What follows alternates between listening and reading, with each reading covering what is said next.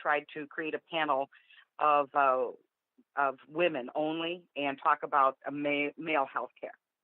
It's I think that to me that is just another indication of why women need to step up. Decisions are being made that really affect us personally and really, have an impact on our lives. And our voice isn't being heard. To those men, oftentimes it's it's pretty theoretical, Mm-hmm. you know. And and for the myself and the number of women that have had to make very hard decisions about our health care, there's nothing theoretical about it. It's real. And so we have got to be there. We have got to be in that room and be making those decisions. Tell us a little bit about the First District of Wisconsin. I realized that I have driven through the First District, but I don't know that I've ever actually spent any time there. So this is the southeastern part of Wisconsin, is that right? That's right. It's that southeastern corner.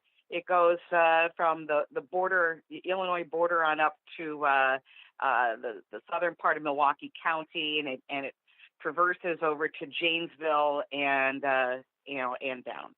And so it is. It's a great section of Wisconsin. Lots of really amazing people. There is a very strong labor base in this area.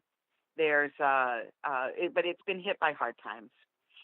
We had in Janesville a GM plant that closed in 2008. And then a couple of years later, there was a Chrysler plant that in the district that also closed. And so it had a very strong manufacturing industrial type base that has been eroded tremendously and has not been restored, in my mind, to the extent it should be.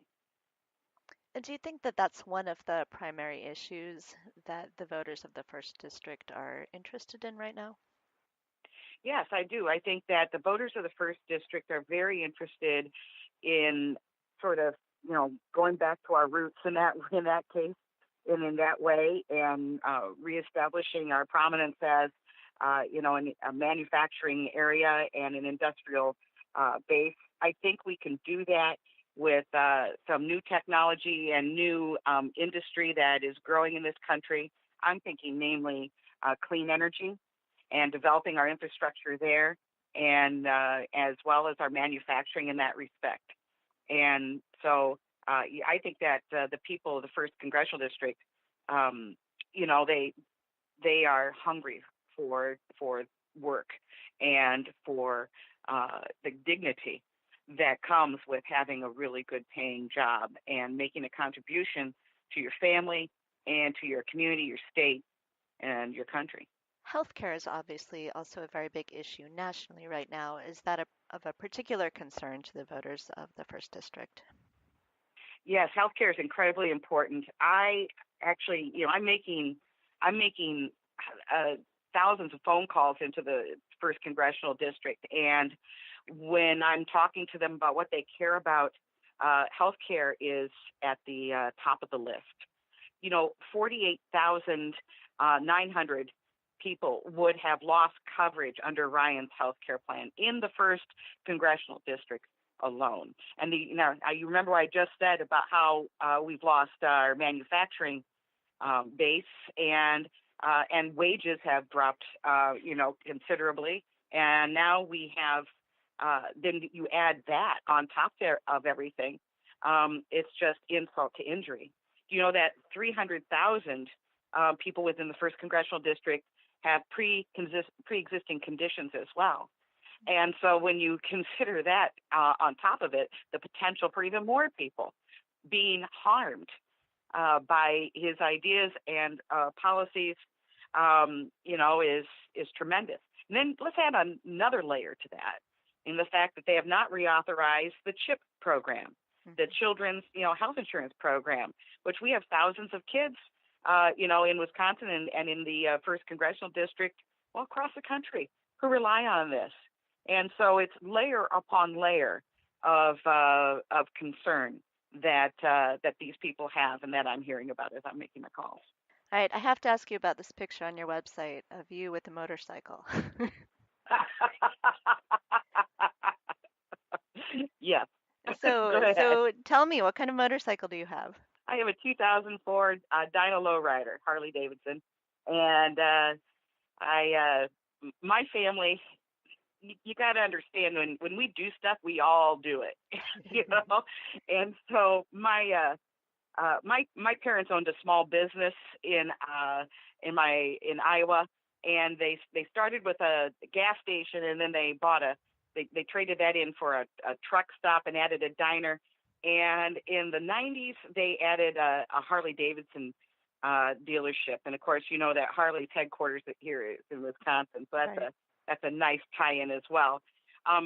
So when they decided to expand their business, we all ended up learning how to ride.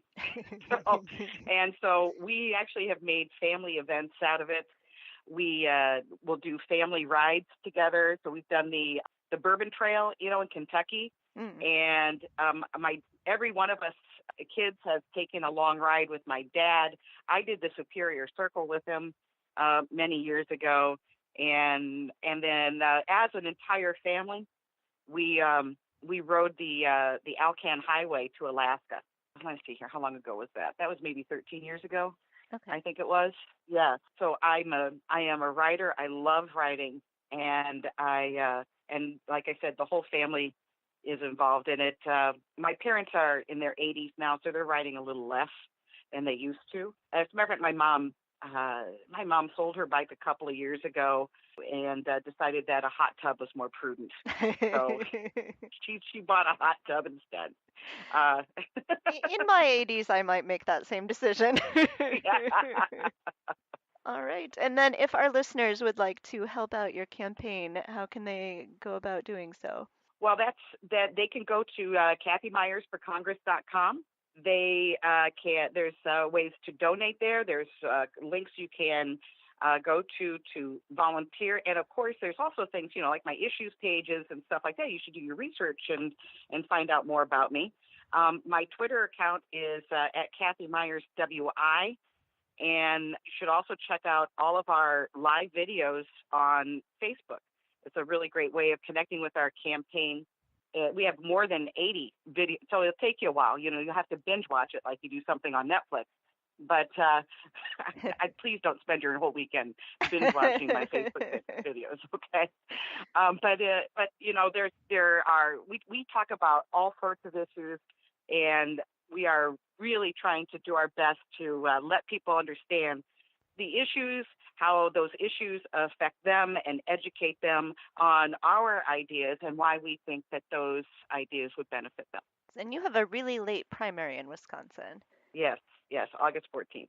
Wow, that's very, very late.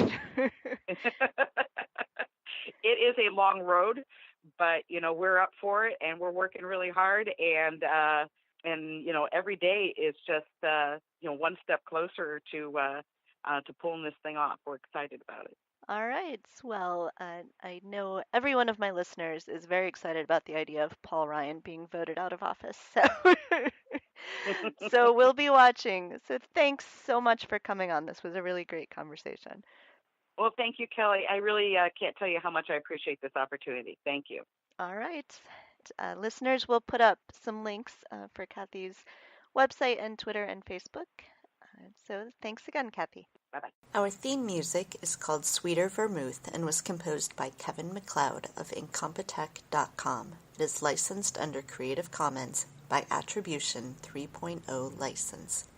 Our logo was created by Matthew Weflin, expressly for Two Broads Talking Politics, and is copyright 2017. You can contact us at twobroadstalkingpolitics@gmail.com or at Two Broads Talk on Twitter.